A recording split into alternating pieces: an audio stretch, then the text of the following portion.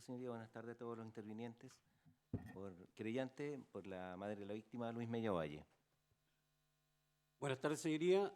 Por la madre de la víctima, Pedro Díaz Vilmar. Muy buenos días, magistrado. Muy buenos días a todos los presentes. Reglamentación de don Luis Petersen Mena, abogado Andrés Delgado González. Buenas tardes, en rigor. Buenos días, tardes, defensora, ¿cómo está? Bien, magistrado, buenas tardes. Comparece Jacqueline Stubbi, me acompaña mi representado. Muy bien. Señor Rojas, buenos días. Su nombre, por favor, para el registro. Buenos días, magistrado. Felipe Andrés Rojas Lobos.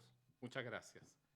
Antes de proceder a la lectura de sentencia, quiero dar cuenta de una solicitud que presentó de traslado la defensa. Fue proveída por el tribunal en el sentido de oficiar a Gendarmería para que a la brevedad informe respecto de la factibilidad de las condiciones bajo lo cual lo que usted ha solicitado pudiera eventualmente materializarse. ¿De acuerdo? Gracias. Así que estamos a la espera de esa respuesta. Muy bien, pues vamos a lo que nos convoca. La lectura de sentencia, me imagino que no debe ser íntegra, estarán todos de acuerdo con eso, si no vamos a estar acá varias horas. Simplemente me voy a referir a la determinación de la pena, a las razones que han justificado la decisión en torno a la sanción, que fue unánime a todo esto por parte de la jueza y los jueces que han conformado esta sala.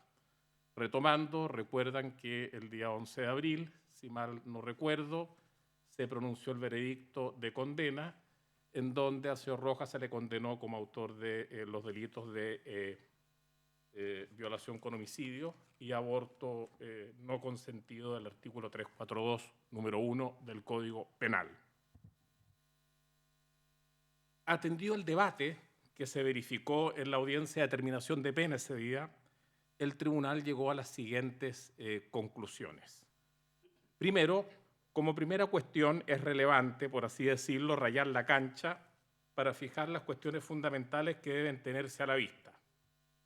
Primero, en el caso sublite, la condena de que trata esta sentencia se refiere a dos delitos: violación con homicidio y aborto no consentido bajo la hipótesis del artículo 342, número 1 del Código Penal, es decir, doloso y violento.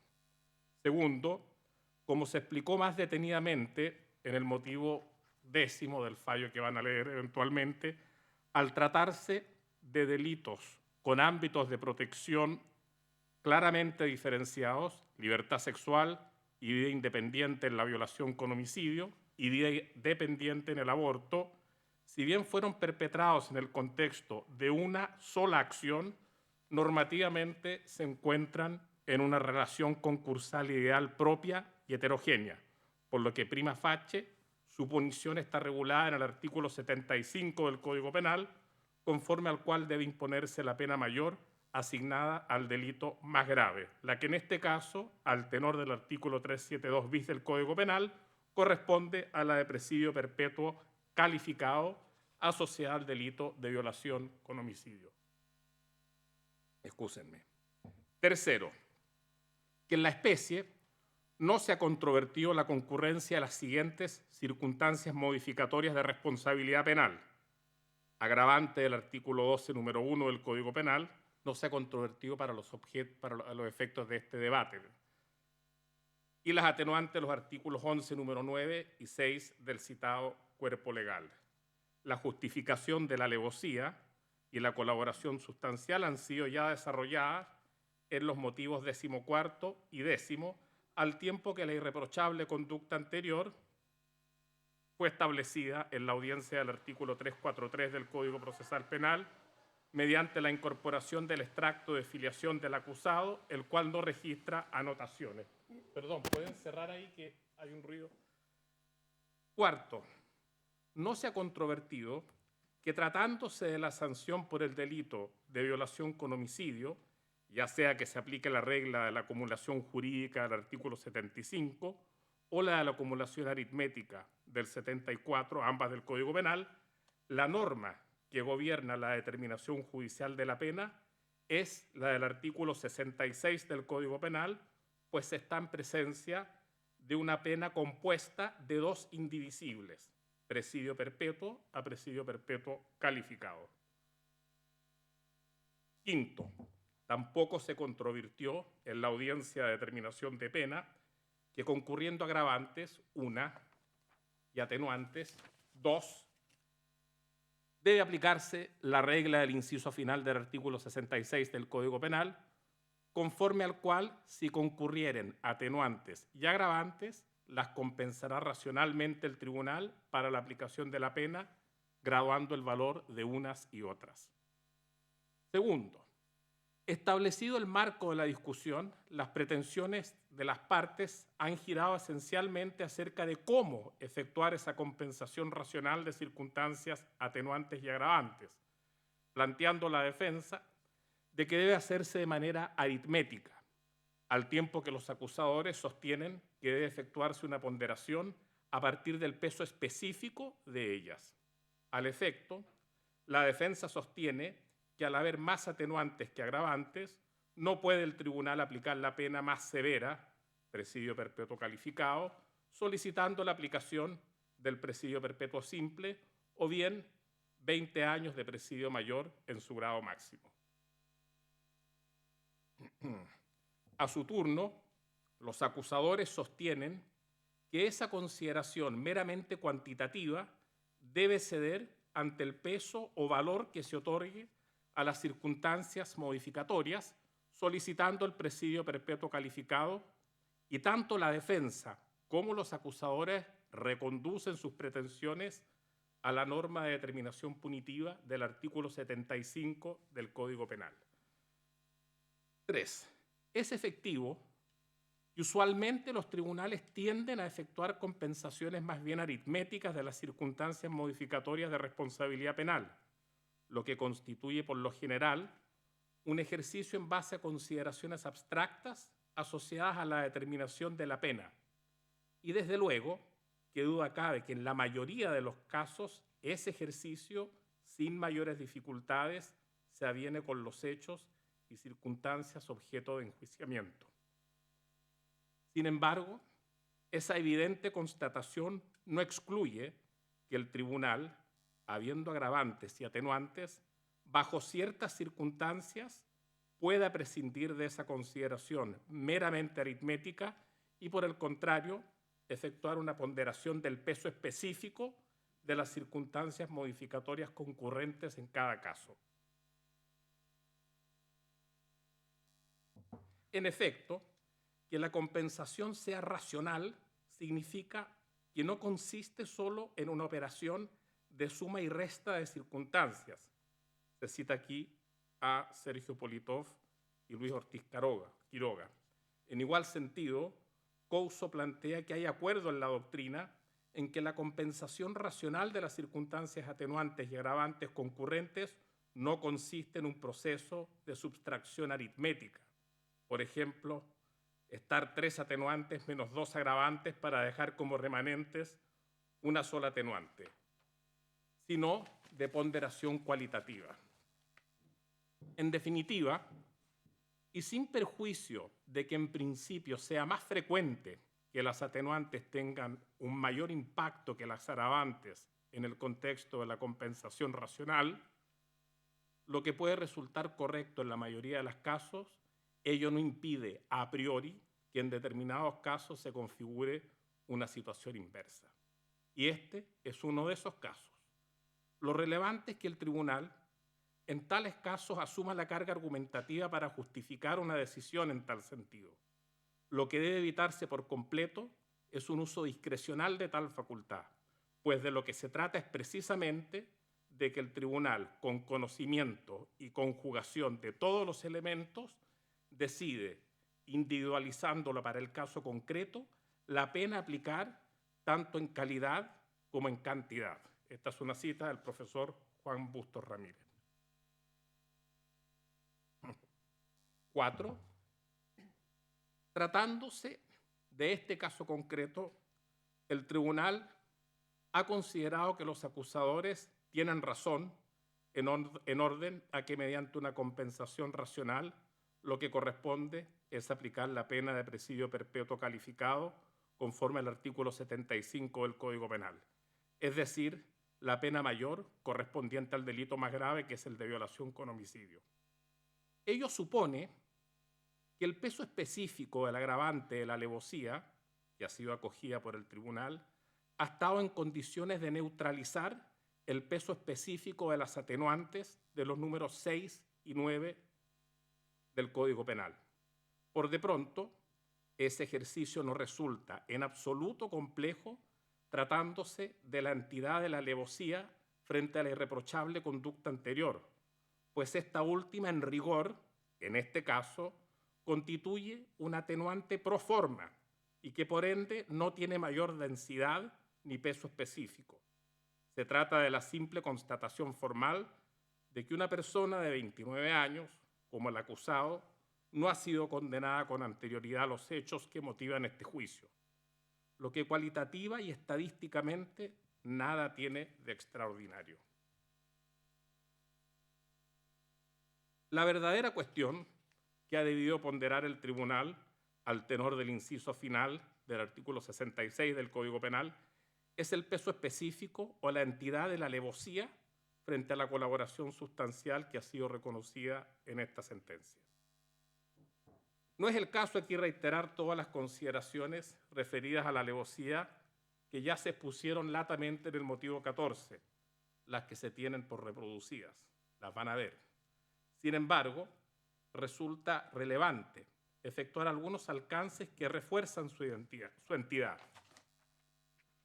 Por de pronto, el tribunal acogió el agravante en sus dos vertientes, a saber, el actuar a traición y sobre seguro, explicando en detalle en qué consistió cada una de ellas. Ese solo dato ya sugiere la fuerza del agravante en cuestión. El actuar traicionero del acusado conlleva en este caso un reproche particularmente grave, pues no solo defraudó las expectativas y la confianza que la víctima depositaba en él, sino que esa confianza se sostenía en 10 años de amistad y vecindad.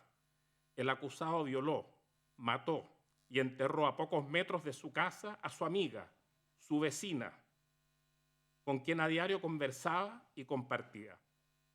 Por otro lado, su actuar sobre seguro excedió con creces el simple aprovechamiento o prevalimiento de su superioridad de fuerzas. Como quiera que la violencia que ejerció sobre Fernanda Maciel se verificó en un contexto de particular vulnerabilidad de esta última.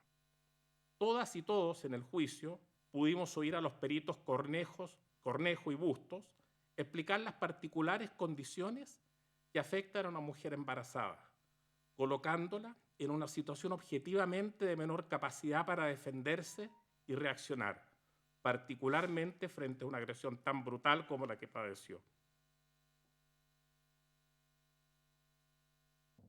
Nótese que la entidad de la alevosía, en este caso, o valor, al tenor del artículo 66 del Código Penal, incluso cubre el injusto de lo que, en caso de considerarse separadamente el actuar a traición o sobre seguro, se encuentra comprendido en dos agravantes genéricas individualmente consideradas, como la superioridad de fuerzas y el abuso de confianza. Es decir, no se trata de cualquier alevosía, sino de una particular y extraordinariamente reforzada, y que difícilmente puede ser reconducida a una simple lógica de suma o resta. Dicho lo anterior, esta entidad que se viene explicando, a la luz de una compensación racional anclada en consideraciones cualitativas, no solo produce el efecto de neutralizar o compensar la irreprochable conducta anterior, sino también la colaboración al esclarecimiento de los hechos que este tribunal reconoció en la sentencia. En efecto, la declaración del acusado en la reconstitución de escena, si bien fue relevante para la determinación de la violación, estuvo únicamente acotada a ese punto específico. Pero lo más importante en esta materia reside en el contexto general de esa declaración.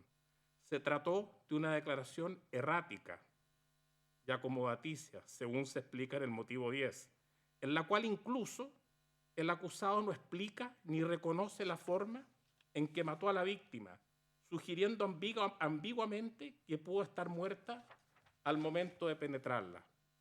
Eso quedó absolutamente descartado y desmentido, más que con la declaración del acusado, con la prueba pericial y científica que determinó la causa de muerte de la víctima, a saber, el lazo con que el acusado la estranguló. Es decir, incluso la relevante información que entrega Rojas al referir que penetró anal y vaginalmente a Fernanda Maciel, que el tribunal no desconoce, lo fue en el marco de un relato en el cual claramente pretendió sugerir que la víctima pudo haber estado fallecida, o al menos que él así pudo creerlo. Pero no solo eso. Esa colaboración estuvo precedida de abundantes acciones previas de Rojas orientadas a obstaculizar activamente el descubrimiento de la verdad. Acciones que ya fueron descritas en la sentencia y entre las cuales no puede ser ignorado el entierro y ocultamiento del cadáver, que si bien no resultó constitutivo de delito, sin duda alguna dificultó por más de un año que la víctima fuera encontrada.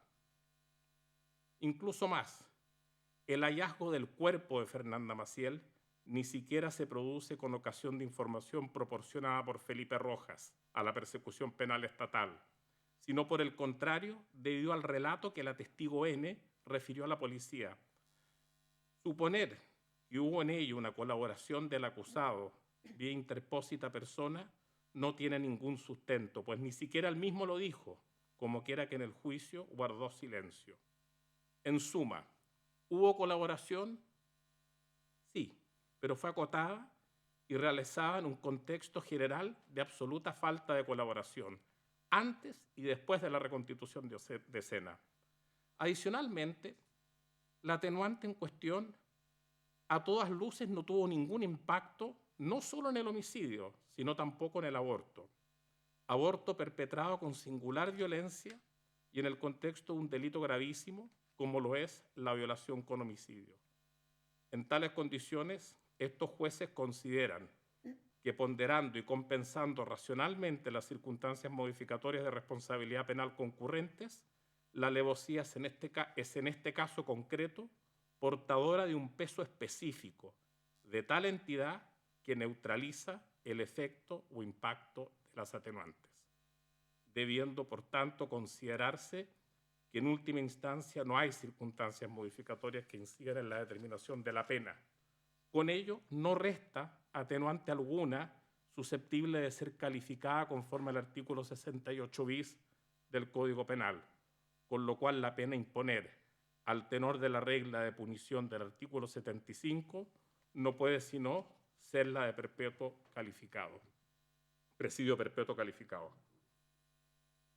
Quinto, las consideraciones que anteceden subsisten a todo evento en caso de estimarse que pudiera resultar más favorable la aplicación del artículo, la aplicación de la acumulación aritmética de las penas contemplada en el artículo 74 del Código Penal, pues el resultado sería el mismo, ya que al no haber circunstancias modificatorias de ser consideradas producto de la latamente explicada compensación racional, el tribunal puede recorrer la pena en toda su extensión.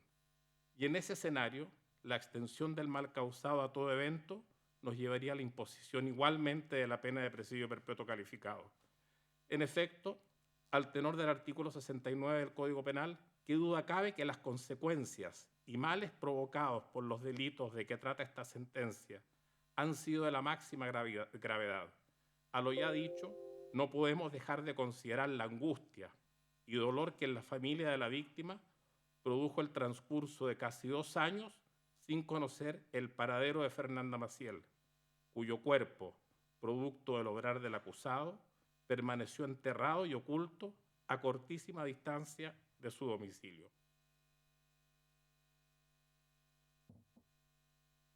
El delito perpetrado no solo lesionó bienes jurídicos de la vida y la libertad sexual, sino que truncó y frustró un proyecto de vida y familiar de una mujer joven que se aprestaba a gestar una hija que ya tenía plena viabilidad para nacer y vivir. Es decir, hecha la compensación racional, no cabe sino concluir que el marco penal aplicable en este concurso ideal heterogéneo, en cualquier caso, corresponde a la pena mayor asignada al delito más grave. Sexto, finalmente, la particular gravedad del delito, unido a las consideraciones ya efectuadas, permiten concluir que la pena que se impondrá, la más grave en el ordenamiento penal chileno, resulta condigna con los hechos que han sido sometidos a la adjudicación de estos jueces. En tal sentido, como sostiene Roxin, la imposición de la pena supone una concreción de sus fines tanto preventivos generales como especiales por igual, pues afirma el maestro alemán que, y cito textual, mientras más grave sea el delito, tanto más exige la prevención general un agotamiento de la medida de culpabilidad. Y es que cuando se trata de delitos gravísimos, la confianza en el ordenamiento jurídico solo puede mantenerse y la paz jurídica solo puede restablecerse cuando se produzca una represión adecuada a la culpabilidad. Esto está sacado de la teoría del delito en la discusión actual, página 83. Por estas consideraciones, y visto además lo dispuesto en los artículos 1, 5, 7, 11, número 6 y 9, 12, número 1, 15, número 1, 27, 50, 66, 75, 141, inciso final, 320, 342, número 1, 432, 446, número 3, 361, número 1, 372 bis del Código Penal, artículo 17 de la Ley 19.970 y artículos 1, 47, 295, 296, 297, 340, 341, 342, 343, 344 y 348 del Código Procesal Penal se declara. Primero, que se condena a Felipe Andrés Rojas Lobos, ya individualizado como autor de los delitos de violación con homicidio y aborto, previstos y sancionados en los artículos 372 bis y 342 número 1 del Código Penal, en grado de consumado en la persona de Fernanda Maciel Correa, perpetrados ambos el 10 de abril de 2018 en la comuna de Conchalí, ciudad de Santiago, a la pena única de presidio perpetuo calificado, más las penas accesorias de inhabilitación absoluta perpetua para cargos y oficios públicos y derechos políticos por el tiempo de la vida del penado, y a la sujeción a la vigilancia de la autoridad por el máximo que establece este código.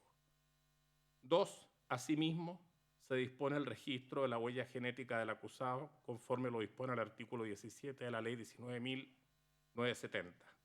3. Que por la naturaleza de la pena impuesta, el sentenciado no puede ser acreedor de ninguna de las penas sustitutivas de la Ley 18.216, por lo que la pena deberá cumplirla en forma efectiva, reconociéndose como abono a su sentencia todo el periodo durante el cual ha estado ininterrumpidamente privado de libertad desde el 25 de junio de 2019 al 25 de abril de 2023, 1.401 días. 4. Que se absuelve a Felipe Andrés Rojas Lobos de los cargos formulados por los delitos de inhumación ilegal, hurto simple, secuestro con homicidio y violación reiterada, supuestamente perpetrados el 10 de febrero de 2018 en la persona de Fernanda Maciel Correa, en la comuna de Conchalí, Santiago. Esto es porque fueron acusados por esos delitos, ¿no? Fue acusado. 5. Que se exime al sentenciado del pago de las costas, considerando que el periodo que lleva privado de libertad, a lo cual debe añadirse la pena que le ha sido impuesta, le han impedido e impedirán en el futuro generar recursos para sufragar dicho costo. Ejecutoriada que sea esta sentencia o que esté esta sentencia, remítase al segundo juzgado de garantía de Santiago para su cumplimiento y ejecución. La sentencia fue pronunciada por la Sala del Segundo Tribunal Oral en lo Penal de Santiago, presidida por el juez don Raúl Díaz Manosalva e integrada por la jueza doña Gloria Canales Abarca, y quien les habla, y redactor del fallo, Eduardo Gallardo Frías. Eso es, pues, la sentencia ya está a disposición de los intervinientes para los fines pertinentes. ¿Hay algo más antes de poner término a la audiencia? Defensora, fiscal, abogados. Muy bien, pues. Entonces, terminó la audiencia y que tengan una excelente semana. Gracias.